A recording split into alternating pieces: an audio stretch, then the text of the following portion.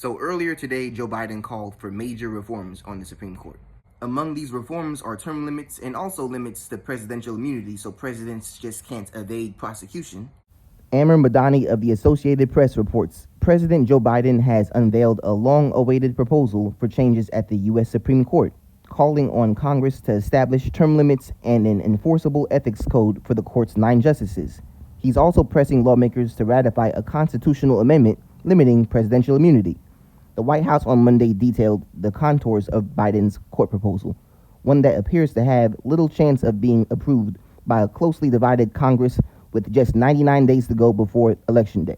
I definitely agree with the last part that this is more than likely not going to pass. My opinion is that this is just more progressive posturing. We've seen a little bit now from Kamala Harris. We're seeing now some from Joe Biden. They're trying to energize the base of the party to do as well as possible in November, and that's pretty much what this is about.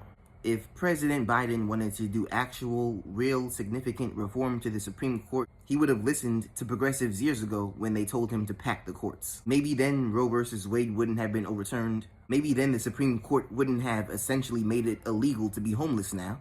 Maybe then we wouldn't be trying to reverse the Supreme Court's authoritarian decision on presidential immunity. Maybe then we wouldn't be dealing with the most conservative, authoritarian Supreme Court we've seen in almost a century. But he didn't do that because he's not trying to actually do anything. We'll see what happens, but I highly doubt this is going anywhere.